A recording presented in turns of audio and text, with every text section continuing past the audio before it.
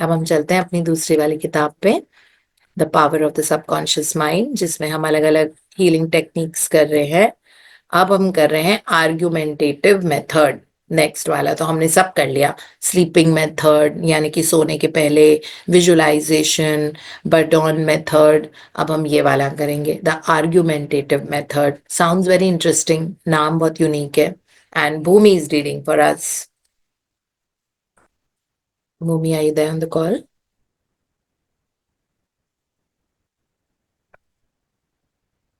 Ma'am, Can you can I read? She's not there? No, ma'am. Okay. Ma'am, can I read? हाँ बिल्कुल बिल्कुल, पढ़ो। Thank you, ma'am.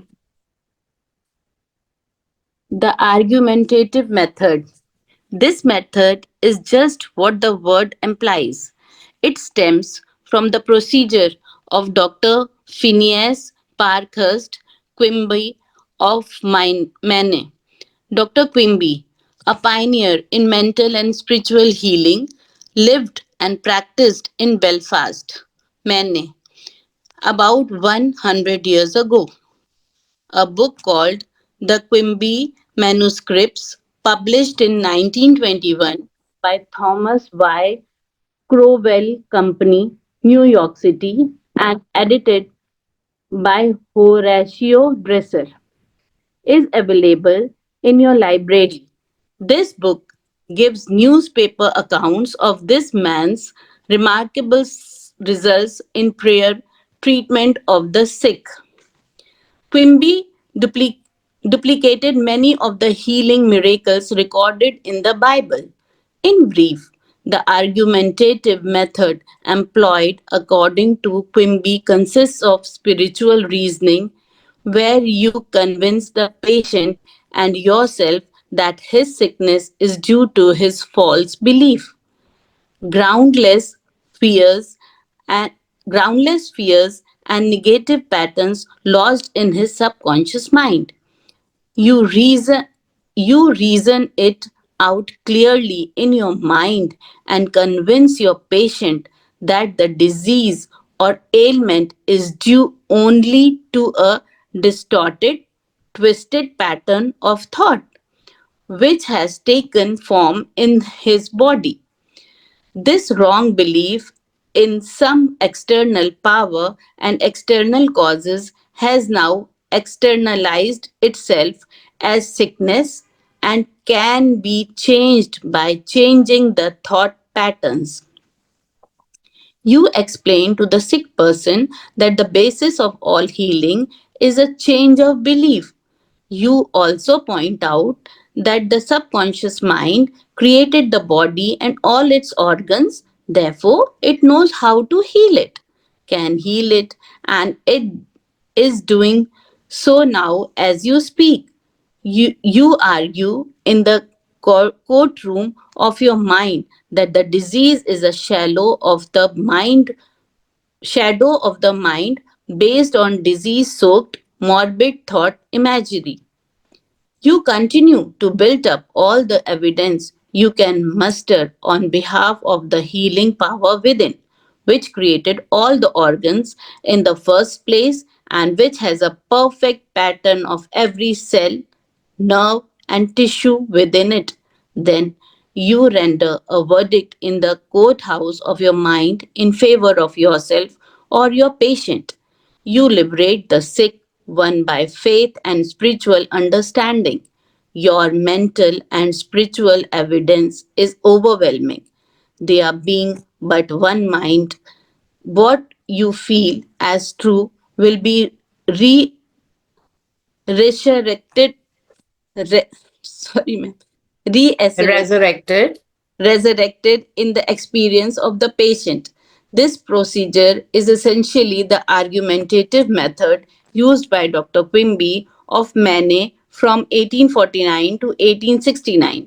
या so doctor Quimby का बहुत reference है सारे जो स्पिरिचुअल हीलिंग मेथड्स है उसमें। और सबसे अच्छी बात कि आज अर्चना गुप्ता, दीपा गुप्ता दोनों सगी बहनों ने पढ़ा है। ऐसा कभी नहीं हुआ ना आज तक।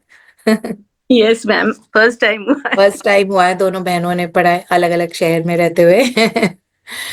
सो डॉक्टर क्विनबी का बहुत रेफरेंस है ऐसे जितनी भी हीलिंग्स थी। तो आर्ग्यूमेंटेटिव मेथड का मतलब होता है, आई थिंक ये बहुत वर्क करेगा। कभी कभी हमारे बहुत डिस्टॉर्टेड व्यूज होते हैं ना। सपोज अगर आपको डॉक्टर ने बोला है कि इसकी दवाई आप बिल्कुल कम मत करना, बीपी की दवाई एक भी दिन मत छोड़ना, बिल्कुल भी मत छोड़ना किसी भी दिन।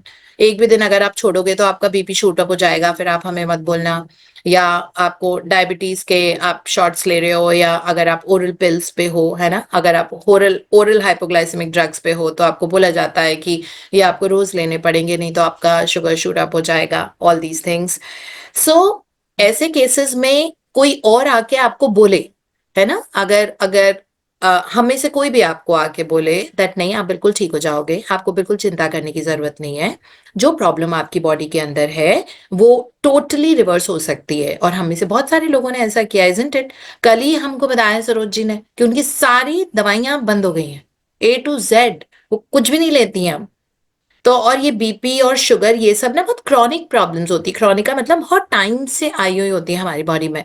तो इनका माइंड पावर से हील होना ये बहुत बड़ी चीज होती है ना। लेकिन क्योंकि हमारे डिस्टॉर्टेड व्यूज हैं, हमको ऐसा बोला हुआ था किसी ने या जो भी है कि नहीं इस तरह से लाइक नहीं ठीक हो सकता, हम नहीं ठीक हो सकते। या लगातार आपने अपने प्रैक्टिकल एक्सपीरियंस में देखा होगा कि बहुत सारे लोग हैं जिनको शुगर थी तो वो आखिरी दिन तक दवाइयां लेते थे और उनको ट्रीटमेंट पे रहना पड़ता था, मेडिकल ट्रीटमेंट पे। तो हमारे वो व्यूज बने हुए हैं, हमारा बहुत रिजिड वाला लॉजिक है कि नहीं ऐसे थोड़ी होता है, ऐसे थोड़ी हो सकता है, दिस इज नॉट पॉसिबल। सो उस रिजिड व्यूज के साथ अम, हमारे लिए थोड़ा मुश्किल होता है स्पिरिचुअल हीलिंग को अडॉप्ट करना, है ना। हम लोगों की बात अलग है क्योंकि हम लोग बहुत टाइम से इन सेशंस में आ रहे हैं और हमने मल्टीपल किताबें पढ़ी है। जो हमारी फर्स्ट बुक तो डेफिनेटली मैजिक है, वो हमारा मैनुअल है हाउ टू लिव लाइफ, है ना, वो आई थिंक लाइफ लेसन है।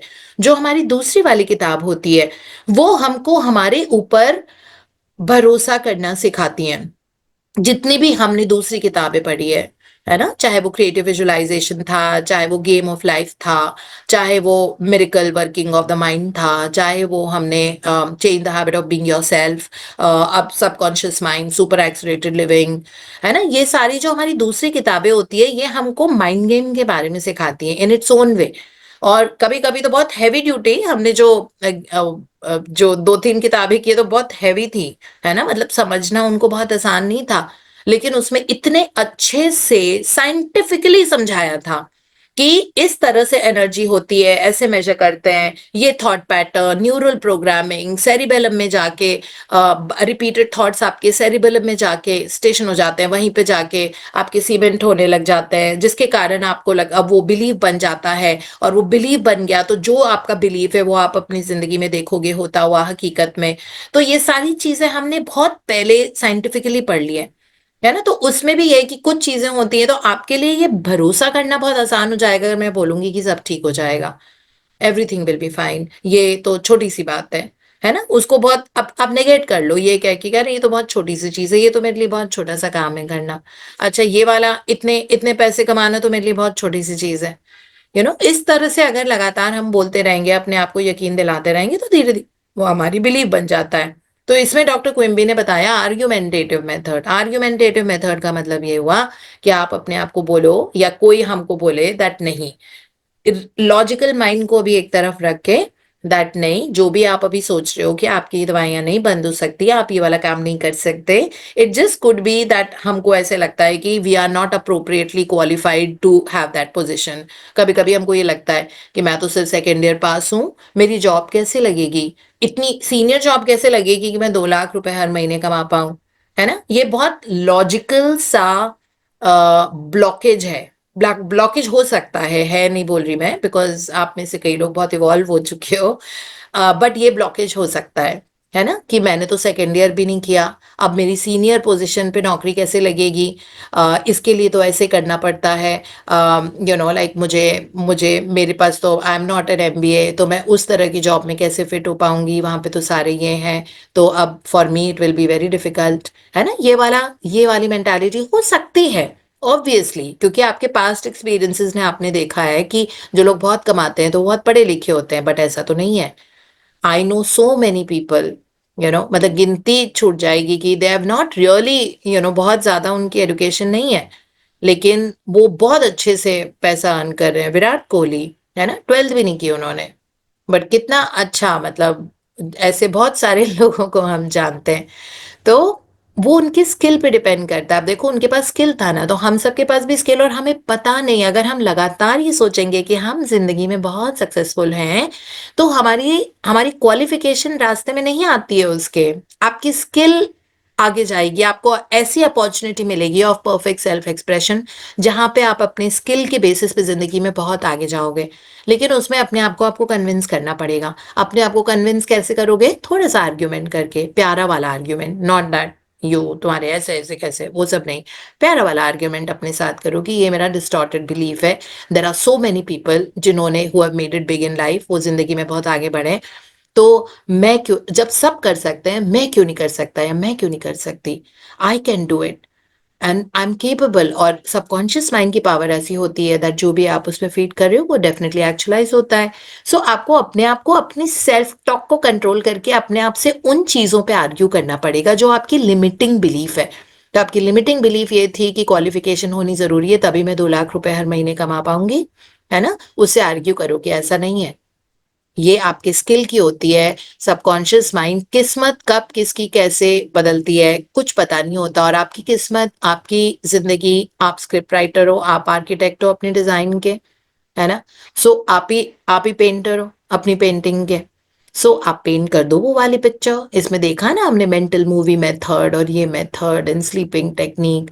तो इस बेसिस पे जिंदगी में आगे जाते हैं। इसमें आगे बहुत सारे ऐसे एक्सपीरियंसेस हैं जिसमें इम्पॉसिबल से पॉसिबल सिचुएशंस हुई हैं, कि मतलब सोचा भी नहीं था, ऐसा होता भी नहीं है। मतलब लोगों को गवर्नमेंट जॉब मिली है in spite of the fact that वो अप्रोप्रिएटली ना तो क्वालिफाइड थे, ना वो फिट थे उस पर्टिकुलर जॉब के लिए।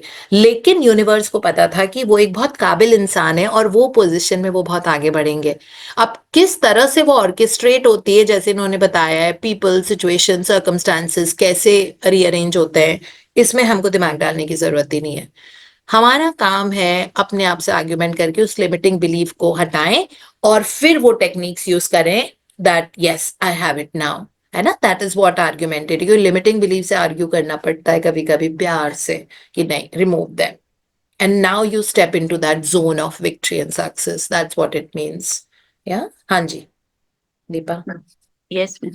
The absolute method is like modern sound wave therapy. Many people throughout the world practice this form of prayer treatment with wonderful results. The person using the absolute method mentions the name of the patient, such as John Jones, then quietly and silently thinks of God and his qualities and attributes, such as God is all bliss, boundless love, infinite intelligence, all powerful, boundless wisdom, absolute harmony, indescribable beauty, and perfection. As he quietly thinks along these lines, he is lifted up in consciousness into a new spiritual wavelength at which times he feels the infinite ocean of God's love is now dissolving everything unlike itself in the mind and body of John Jones, for whom he is praying. He feels all the power and love of God are now focused on John Jones, and whatever is bothering or vexing him is now completely neutralized in the presence of the infinite ocean of life and love. The absolute method of prayer might be likened to the sound wave or some sonic therapy recently shown me by a distinguished physician in Los Angeles. He has an ultrasound wave machine which oscillates at a tremendous speed and sends sound waves to any area of the body to which it is directed.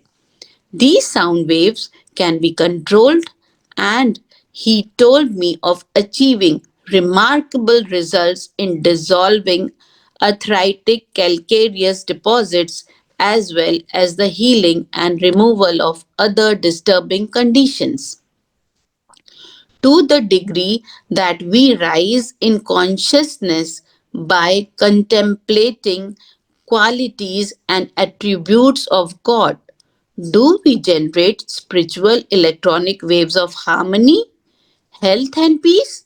Many remarkable healings follow this technique of prayer. Yeah. A Thank you, Deepa. This is all we'll be reading today. Thank you so much for beautiful reading and pitching in. Thank you, ma'am. Thank you so much. Thank you. So this is absolute method का मतलब होता है सारी God की qualities. पहली बात तो ये विश्वास करना that the human body has, ये हमने मैजिक बुक में पढ़ा है, so within as without, so above, so as above so below, है ना। इसका मतलब गॉड इन्फिनिट इंटेलिजेंस हमारे कण कण में है हमारी बॉडी के, और सेम पावर्स जो गॉड की होती है वो एक ह्यूमन बीइंग में भी होती है ना। लेकिन ह्यूमन बीइंग एक लिमिटेड सेल्फ है, वो अपने कंप्लीशंस करने के लिए एक इंसान के रूप में जन्म लेके आया है। तो लेकिन उसका उसमें हाईएस्ट पोटेंशियल है जिसको वो पूरी जिंदगी भर चेस करता है। सम पीपल आर लकी कि उनको पता लग जाता है, उनको कोई मेंटोर मिल जाता है, उनको रास्ता मिल जाता है कि किस तरह से अपनी स्पिरिचुअलिटी को अवेकन होना है ना। कई लोग अपने लॉजिकल रीजनिंग माइंड के साथ रहते हैं, परेशान होते रहते हैं, ये कैसे होगा, वो कैसे होगा, ऐसे कर लो। कई लोग दिमाग बिल्कुल यूज नहीं करते और अपने गॉड विद इन को वो टेक ओवर करने देते हैं। जो हमने पढ़ा था ना, that angel and devil with in, सबके अंदर एंजल होता है, लेकिन वो उसको टेक ओवर नहीं करने देते क्योंकि उनका लॉजिकल माइंड बहुत स्ट्रांग होता है and they start reasoning about everything. How will this done, ये कैसे होगा, ऐसे थोड़ी होता है, this is not how it is done, this is the way, I know what I am doing, I know. आप बोलते भी हो किसी को तो I know what I am doing, I know what I am doing, but there is a struggle in life. इसका मतलब है what they know they are doing is not the right thing to do, नहीं तो फिर struggle नहीं होता ना। हम लोगों की लाइफ में मोस्टली जो हम बहुत टाइम से प्रैक्टिस करते हैं, जीरो स्ट्रगल है ही नहीं, ईज है बस, इजंट इट। ईज है, जॉय है, ब्लिस है, और पूरे टाइम ऐसे ही रहते हैं। कुछ हो रहा है तब भी ऐसे ही रहते हैं, बहुत खुश रहते हैं। ये नहीं हुआ तब भी बहुत खुश रहते हैं। अच्छा, किसी ने कुछ बोल दिया तब भी खुश रहते हैं कि चलो हम ब्लेसिंग लिखते हैं इसके लिए। किसी ने नहीं बोला तब भी खुश रहते हैं, है ना। बाहर जाते हैं वॉक करने तब भी मजा आता है। तबीयत ठीक ज्यादा नहीं लग रही होती है तो उस वक्त भी अपनी बॉडी को थैंक यू बोलना शुरू कर देता है। तो हमारा ट्रैक अलग है। So we know how it works because experience ने हमको बता दिया है। सो इसमें है जो भी गॉड, इन्फिनिट इंटेलिजेंस जो भी बोलते हैं, उनका हाईएस्ट पोटेंशियल है, और ये वो विश्वास एब्सोल्यूट होते हैं, वो health, healing, harmony, peace, love, joy, success, growth, etcetera. These are the qualities और एट्रीब्यूट्स जो एक हाईएस्ट बेस्ट पर्सन की हो सकती है, जिनको हम बोलते हैं भगवान, है ना। उस एनर्जी फोर्स को, उस एनर्जी फोर्स के सारे एट्रीब्यूट से, तो उस एनर्जी फोर्स एब्सोल्यूट को हम अपने जिंदगी में पेनिट्रेट करते हैं। तो उस तरह का भरोसा होना और लगातार अपने आप को बोलना that thank you so much for this, thank you that ये सारी attributes, I am as capable as God.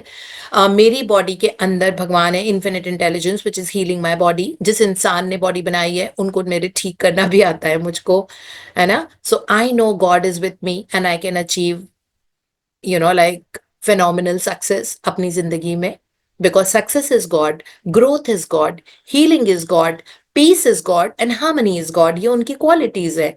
तो हमारे अंदर भगवान है, इस बात पे बिलीव करके that I am capable of doing anything, ये बहुत पावर देता है। इसको एब्सोल्यूट मेथड बोलते हैं। तो इतना ही है हमारे आज के सेशंस में। कल एक बहुत अमेजिंग एक्सपीरियंस है डॉक्टर क्विम्बी का ही है, जिसमें एक क्रिपल इंसान था, उसने पैदल चलना शुरू कर दिया था, the cripple walk. So will read this tomorrow, है ना। थोड़ा थोड़ा ही एक दिन में कंज्यूम करना वो होता है, ताकि हम इसको च्यू कर पाए और ब्रू ब्रू करें इसमें जो हमने पढ़ा है। बहुत सारे एक दिन में पढ़ लेते हैं तो याद नहीं रहती है चीजें। आज आपको ये दोनों आर्ग्यूमेंटेटिव मेथड, एब्सोल्यूट मेथड याद याद रहेगा, क्योंकि थोड़ा थोड़ा करते। एक दिन में खूब सारा खाना खा लेते हैं तो बदहजमी हो जाती है।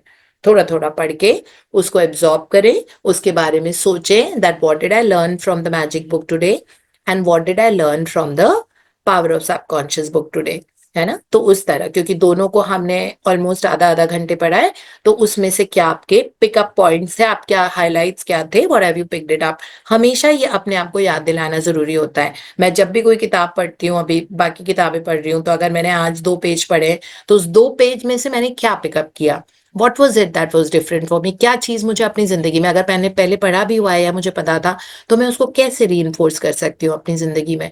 तो ये मैं सोचूंगी ना, तभी तो रेलेवेंस है किताब पढ़ने की, वरना तो किस एक एक मतलब देखा सुना दिमाग से बाहर फिर भूल जाते हैं। तो इसीलिए उसको उसके बारे में सोचो, what did I learn today. तो दोनों बुक्स में से, and then you will get your answers, और फिर वो टिकेंगी क्योंकि आपने you you want to apply that also, है ना, इट इज लाइक दैट।